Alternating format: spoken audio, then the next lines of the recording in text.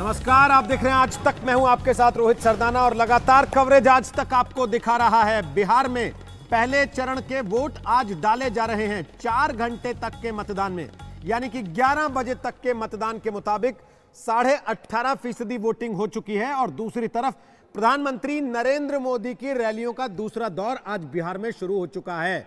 आज पहले चरण की वोटिंग और पीएम की दूसरे दौर की रैलियां।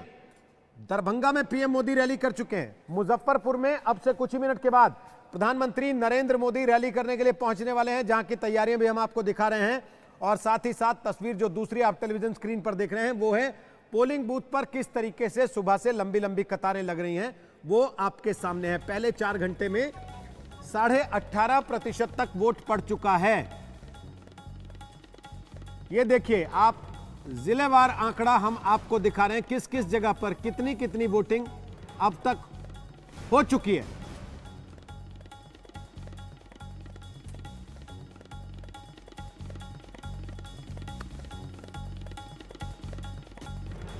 जी ये देखिए तस्वीर। मौजपुर 16.25% वोटिंग, बक्सर में 19% वोटिंग, गया में 19% वोटिंग, जहानाबाद में लगभग 11.5% वोटिंग 11 बजे तक हो चुकी है। पहले चरण में 71 सीटों पर आज वोट डाले जा रहे हैं। 8 मंत्री हैं पहले चरण में जिनकी किस्मत आज ईवीएम में कैद होनी है। मुंगेर में 15% वोटिंग, जहां देवी विसर्जन के दौरान हंगामे के बाद से लगातार चर्चा तेज हो गई थी।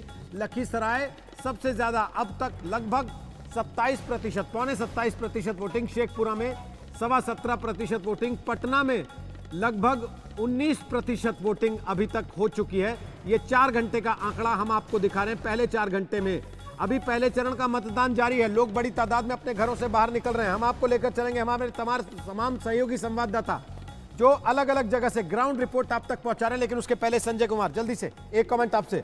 18.5% वोटिंग 11 बजे तक, यानी कि पहले 4 घंटे में, क्या आपको संकेत दिख रहा है?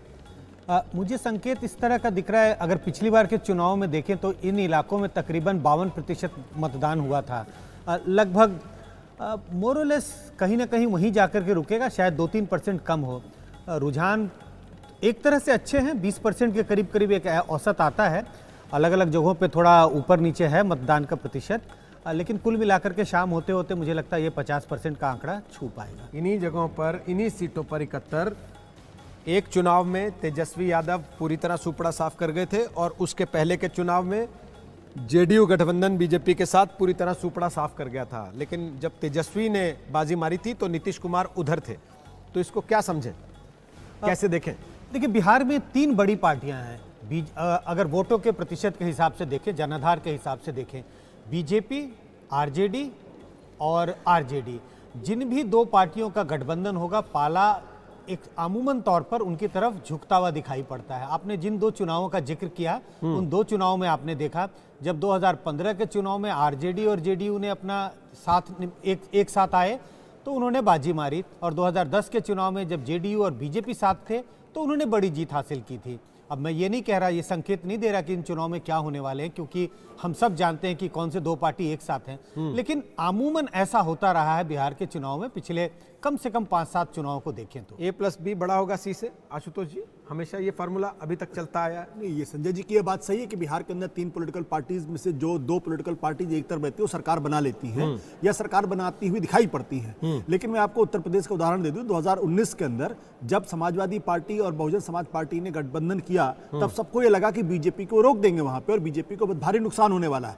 लेकिन ये फॉर्मूला उत्तर प्रदेश के अंदर नहीं चला, क्योंकि लोगों ने मन बनाया था कि वो इस बार जो है वो मोदी को वोट देंगे, और उन्होंने सारे जाति के गठबंधन को तोड़ते हुए उन्होंने मोदी को वोट दिया। और मोदी को सीटें 2014 की तुलना में उत्तर प्रदेश में कम मिली, लेकिन फिर भी काफी सीटें मिली। जो अरिथमेटिक था पूरा टूट गया। मुझे लगता है कि बिहार के अंदर भी कहीं इस तरीके से कोई अंडरकरंट तो नहीं चल रहा है। बस एक राइडर इसमें है, आप विधानसभा और लोकसभा चुनाव की तुलना न करें। लेकिन आपकी बात से काफी हद तक मैं सहमत हूं आशुतोष, आप ठीक कह रहे हैं। 2019 में ऐसी घटना नहीं हुई यूपी में। लग रहा था कि एसपी और बीएसपी बिल्कुल हवा बना देंगे, ऐसा नहीं हुआ। लेकिन वो विधानसभा नहीं, वो लोकसभा का चुनाव था। इस बात का ध्यान रखना चाहिए। बिल्कुल, मैं आपकी बात को कंट्राडिक्ट नहीं कर रहा हूं, लेकिन मैं उसमें ये बात भी जोड़ना चाहता हूं कि लोकसभा के चुनाव में जहां मोदी वो कैंडिडेट होते हैं या उम्मीदवार होते हैं या मुद्दा होते हैं, वहां आप देखते हैं कि मोदी का जादू चलता है। जहां मोदी उम्मीदवार नहीं होते हैं, आप अगर गुजरात चुनाव के बाद से अगर विधानसभा के चुनाव को देखें तो मोदी लगातार चुनाव राज्यों में बीजेपी को जिताने में असफल रहे हैं।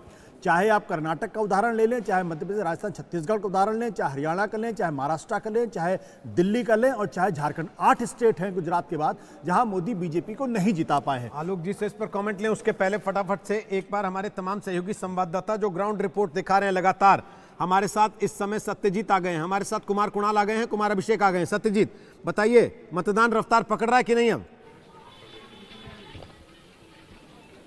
बिल्कुल, देखिए यहाँ पे जिस बूथ पे हम हैं, प्रखंड कार्यालय नवादा सदर है ये, तो यहाँ देखिए महिलाओं की भी लंबी कतार लगी हुई है। और जाहिर तौर पे अब जब 12:30 के आसपास का समय हो रहा है तो घरेलू काम इन्होंने निपटा लिया है ये, और जो डेली कोर्स होते हैं उसको निपटने के बाद ये बिल्कुल लाइन में लगी हुई हैं।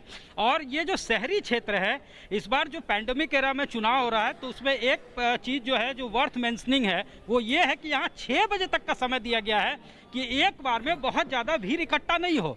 तो इसका मतलब ये है कि लोग जो है अपने सहूलियत के हिसाब से आ रहे हैं और जाएंगे। और पोलिंग परसेंटेज जो अभी तक 18.5 के आसपास जो स्टेट का आ रहा है, अगर शहरों में 6 बजे तक का समय है तो ये उम्मीद की जा सकती है कि लोग अगर अपने सहूलियत के हिसाब से आ रहे हैं तो शाम 6 बजे तक, अभी अब जो है लगभग 5 साढ़े 5 घंटा और बचते हैं, तो 4 घंटे में अगर 18.5% आ रहा है तो उस हिसाब से अगर हम जोड़ते हैं तो कुछ जो है और पिक कर सकता है, 50% या एबव 50% पोलिंग परसेंटेज रह सकता है। और यहाँ पे देखिए आप लोग जो है अवेयर दिख रहे हैं और यहाँ पे देखिए सभी ने मास्क लगाया हुआ है। साथ ही साथ यहाँ पे जो अरेंजमेंट किया गया था कि सैनिटाइज करके अंदर जाना है, वो तमाम चीज़ें दिख रही है। साथ ही साथ जो है ग्लव्स दिया जा रहा है ताकि जो ईवीएम के बटन को आप प्रेस करें तो उससे जो है प्रीएम्प्ट किया जा सके चांसेस को कि किसी तरह से अगर आप कुछ टच करते हैं तो कॉन्टैक्टलेस रहे सब कुछ, ये पूरा प्रोसेस जो है वो कॉन्टैक्टलेस रहे। सैनिटाइज़र का यूज़ हो रहा है, लोग जो है निकल कर आ रहे हैं, यानी वो समझ रहे हैं कि उनके वोट का, मताधिकार का क्या सिग्निफिकेंस है। साथ ही साथ अगर वो अपने फ्रेंचाइजी का एक्सरसाइज करते हैं तभी वो एक योग्य उम्मीदवार चुन सकते हैं। और जब वो योग्य, चलिए वापस आते हैं कुमार कुणाल कहलगाम में हमारे साथ इस वक्त आ गए हैं, जरा उनसे भी हाल जान लिया जाए। कुमार कुणाल बताइए, क्या हाल है आपके यहाँ? रोहित, बताएं कि सबसे ज्यादा अगर वोटिंग कहीं हुई है पूरे बिहार में तो वो कहलगांव विधानसभा क्षेत्र है, सुबह से 25% है। हालांकि ये पूरा ग्रामीण इलाका है और ग्रामीण इलाके में अभी भी कतार दिखाई दे रही है, लेकिन लोग प्रेफर करते हैं, कोशिश करते हैं कि सुबह जल्दी आए और वोट डाल करके चले जाएं। अभी हम सुन भी रहे थे आपकी भी बात कि संजय जी और आशुतोष जी कर रहे थे कि पता नहीं क्या होगा, चुनाव में कौन सा गणित बैठेगा। तो गठबंधन की बात जहां तक है, हम भी ग्राउंड पर गए हैं तो दिखाई यही पड़ रहा है कि एक होता है गठबंधन का फिजिक्स, दूसरी होती है केमिस्ट्री। अगर केमिस्ट्री कहीं गड़बड़ होगी तो जिस गठबंधन में केमिस्ट्री गड़बड़ है वहां उसको नुकसान हो सकता है। ये काफी जो वोटरों से हमने बात की है तो वहां लगता है कि कुछ ना कुछ एक गठबंधन की केमिस्ट्री में जो बहुत कुछ दिखना चाहिए था वो दिखाई नहीं पड़ रहा है और उसकी आहट हमें जमीन पर भी सुनाई पड़ रही है। चलिए वापस आते हैं। देखिए, गठबंधन की केमिस्ट्री नहीं दिखाई देने का नुकसान हो सकता है, जिसको आज अखबार में विज्ञापन के जरिए दिखाने की कोशिश की गई है। सासाराम में कुमार अभिषेक हैं, जरा वहां का हाल ले लें। कुमार अभिषेक बताइए, फिर आलोक जी के पास जाना है। बोलिए कुमार अभिषेक। बिल्कुल, देखिए हम इस वक्त सासाराम में हैं और सासाराम में इस वक्त का जो समय है, इस समय अब वोटिंग की रफ्तार थोड़ी कम है, हालांकि महिलाओं की तादाद इस वक्त ज़्यादा दिखाई दे रही है। सुबह से जो हम लोगों ने वॉच किया है उसके हिसाब से सुबह से भीड़ थी, तकरीबन 20% के आसपास ये वोटिंग इस वक्त है यहाँ का, और महिलाएं अब ज़्यादा निकल रही हैं। लेकिन जिस केमिस्ट्री की बात अभी कर रहे थे कुणाल, हम उसी चीज़ को यहाँ भी बढ़ाने की कोशिश करते हैं। यहाँ स्थिति ग्राउंड पर जो दिख रही है, निश्चित तौर पर एक गुस्सा ज़रूर दिखाई दे रहा है, खास करके यूथ में, युवाओं में। आप देखिए लोग अभी भी आ रहे हैं और लोग अपने हिसाब से वोट करके जा भी रहे हैं, लेकिन हमने जो लोगों में पाया है वो पाया है कि कहीं ना कहीं जो मुखर आवाज़ है वो बदलाव की बात कर रही है। लेकिन नीतीश कुमार का एक बड़ा वोट बैंक है जो चुप रहता है। महिलाएं हैं, उनका अति पिछड़ा वोट बैंक है, पिछड़ा वोट बैंक है, ये आज भी बहुत ज़्यादा मुखर नहीं है। अब देखना यह है कि इसमें से क्या निकलता है। लेकिन दो बातें और हैं। बीजेपी के जो कई नेता जो इस वक्त चुनाव लड़ रहे हैं ऐसे जगहों से, जैसे हम यहाँ पर सासाराम में हैं, यहाँ पर रामेश्वर चौरसिया चुनाव मैदान में है। एलजेपी का जितना वोट बीजेपी गठबंधन का हुआ करता था, इस समय पूरी तरीके से बिदका हुआ है। यही हाल दिनारा में है, जहां से राजेंद्र सिंह जो कि संगठन के बड़े नाम थे वो चुनाव लड़ रहे हैं। तो ऐसे जगहों पर बीजेपी का बड़ा नुकसान इस गठबंधन का हमको दिखाई दे रहा है। लेकिन जो एक बात कही जाती थी ना कि दो ध्रुव जब एक साथ हैं तो उनका पलड़ा भारी होता है। लेकिन एक जो आवाज निकल करके आ रही है, जो मुखर आवाज बदलाव की, या फिर जो चुप वोट है जो कि नीतीश कुमार का कहा जाता है, यही डिसाइडिंग फैक्टर होने जा रहा है। बोलता हुआ वोट जो है वो नीतीश कुमार के लिए खतरे की घंटी है। चलिए वापस आएंगे आपके पास जल्दी से। देखिए हमारे सहयोगी कह रहे हैं रोहतास तो आज रोहतक जैसा लग रहा है हुड्डा के, इतना चमका दिया है सरकारी स्कूल को आज चुनाव आयोग ने कि पोलिंग बूथ पर लोग खिंचे चले आए। तस्वीर जो अभी अभिषेक दिखा रहे थे। आलोक मेहता जी कुछ कहना चाहेंगे? प्रधानमंत्री ने भाषण दिया तो राम मंदिर याद किया और कहा कि आप सीता की नगरी के हैं, आपको बधाई देना तो पहले बनता है। बिल्कुल। देखिए रोहित जी, सबसे बड़ी बात यह है, मंदिर तो कहा ही है, खास करके वो इलाका जहां आप और हम लोग भी गए हैं, दरभंगा, मधुबनी, कितना कठिन वहां जाना होता था। नेपाल जाने के लिए भी कितने रास्ते बंद होते थे। और आपने ठीक कहा, महिलाओं का एक वोट, जो आपके भी संवाददाता भी कह रहे थे, एक महिलाओं का एक अलग वोट होता है जो बोलता नहीं है। आप ये देखिए, जो बहुत ज़्यादा चिल्लाते हैं वो चैनल का भी हाल देख रहे हैं ना आप, उसी तरह से इसी स्थितियाँ होती, चिल्लाने से ही वोट नहीं मिल जाता। उसी तरह से जो लोग ज़्यादा मुखर हैं, हो सकता है उतना एक युवाओं में तो नाराज़गी हो सकती है, लेकिन जो ऐसा कमिटेड वोट है, जैसे प्रवासी भारतीयों का, प्रवासी जो मजदूर हैं उनके लिए, जिनको प्रवासी कहते हैं, लेकिन मैं कहता हूँ अपने घर गए, या जो दिल्ली में रह गए, मुंबई में रह गए, अहमदाबाद में वापस चले गए, उन लोगों के परिवारों को यदि संतुष्टि लगती है कि नहीं कुछ विकास हो रहा है, यदि हमें उसका फ़ायदा हमारे परिवारों को मिल रहा है, चाहे वो गैस की बात करते हैं या नीतीश ने शुरू में भी जो घर बनाए, मुझे लगता है कि उसकी तरफ भी संजय जी शायद और जो उन्होंने वो किया है बता सकेंगे। मेरा मानना है जो उनके सर्वे में भी कहा गया था, वो सब ऐसे फैक्टर हैं जो केवल आप भीड़ से या जो केवल गरज रहे हैं वो ठीक है, उसका एक असर आगे, मैं मानता हूं कि तेजस्वी यादव आगे जाकर के बहुत जल्दी मुखर करके इस बार नहीं सही अगली बार मुख्यमंत्री पद के प्रबल दावेदार हो सकते हैं। लेकिन आज ये सुनिश्चित करना कि ये कहाँ है, राहुल गांधी आज 2 रैली करने हैं, कांग्रेस में भागवत आजाद के बेटे भी कहीं अभी वैसे वापस चले गए, लेकिन पूरे समय में कहीं आपने नाम सुना ईमानदारी का? कहीं भी तेजस्वी यादव के साथ जब खड़े होकर के और जातिवाद का जो चक्कर चलाया, कांग्रेस को मुंह दिखाना मुश्किल हो रहा है। कल अनिल शर्मा का बयान आया, मिश्रा का आया, कितने लोग उनको विचलित हो गए।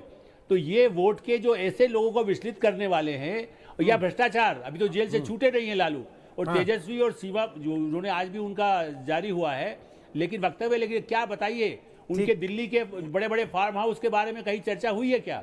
चलिए ब्रेक पर जाएंगे, उसके पहले दिल्ली में बैठे रहे तेजस्वी, हाँ, आज क्या इसको लेकर नीतीश कुमार ने करेंगे? निशाना साधा कि जब लॉकडाउन था कहां थे तेजस्वी यादव। आशुतोष कुछ कह रहे हैं आपकी बात पे? छोटा सा आशुतोष, ब्रेक पर जाना जल्दी से। नहीं, जो आलोक जी जिस ओर इशारा कर रहे हैं, मुझे लगता है कि थोड़ा सा उसमें अतिरेक है। मैं इसलिए ये बात पूरी इज्जत और सम्मान के साथ कहना चाहता हूं कि एक चीज हमको समझना चाहिए कि अगर तेजस्वी यादव अगर वो कुछ बात कहते हैं तो आप उसको जातिवाद से जोड़ देते हैं। वो उसको हम क्यों नहीं कहते कि पिछड़ों का जो भार है, पिछड़ों को जो आत्मसम्मान की बात है, वो भी तो इसका एक हिस्सा है। लालू यादव ने भले 15 साल तक बिहार के अंदर शासन किया है, वो सिर्फ भ्रष्टाचार के बल पे या जातिवाद के बल पे नहीं हो सकता। नहीं, अतिरेक तो हर तरफ रहा ना आशुतोष जी। एक पक्ष जब जातियों को जोड़ने की, जातियों को एक साथ लाके उनके कॉम्बिनेशन से वोट मांगने की बात करता है तो उसको सोशल इंजीनियरिंग कहा जाता है। दूसरा पक्ष जाति को लेके या धर्म को लेके सवाल उठाता है तो कहा जाता है तो सांप्रदायिक है। तो ये अतिरेक क्या हर तरफ है। वैसे पोलिंग बूथ पर किस किस तरह की बातें हैं वो चलते चलते एक ब्रेक लें, बता देते हैं। एक वोटर कह रहे हैं 1 को वोट है, हमारे हाथ में समझ नहीं आ रहा कि नौकरी ले कि वैक्सीन। अब आप समझ लीजिए कि बिहार का चुनाव कैसे तय होगा। छोटे से ब्रेक के बाद वापस आ रहे हैं, लगातार कवरेज आपको दिखा रहा है आज तक। बहुत छोटा सा ब्रेक, जल्द लौट रहे हैं। प्रधानमंत्री की भी रैली मुजफ्फरपुर में होने वाली है, वहां भी ले चलें। आप बने रहिए आज तक के साथ। तो ब्रेक के बाद एक बार फिर से आपका स्वागत है। बिहार के चुनाव में पहले चरण की वोटिंग लगातार तेजी पकड़ती हुई, 18.5% वोट पहले 4 घंटे में। और तस्वीरें हम आपको दिखा रहे हैं। प्रधानमंत्री नरेंद्र मोदी एक तरफ दरभंगा रैली कर चुके हैं और दूसरी तरफ मुजफ्फर में उनकी रैली की तैयारियां इस वक्त जोरों पर हैं। कुछ ही देर में प्रधानमंत्री पहुंचने वाले हैं, वहां का हाल आपको दिखाएंगे। क्या बोलते हैं प्रधानमंत्री? दरभंगा में तो उन्होंने मंदिर का जिक्र किया, अब मुजफ्फरपुर के मंच पर जब आएंगे तो क्या बताएंगे, और साथ ही ग्राउंड रिपोर्ट एक एक सीट का हाल लगातार आज तक आप तक पहुंचा रहा है। ब्रेक के बाद लौट रहे हैं, आप देखते रहिए आज तक। नमस्कार, मैं हूं अंजना ओम कश्यप। हमें उम्मीद है ये वीडियो आपको पसंद आया होगा। लेटेस्ट खबरों के लिए यूं ही देखते रहिए आज तक, और इस वीडियो के पसंद आने पर लाइक, शेयर एंड सब्सक्राइब करना ना भूलें।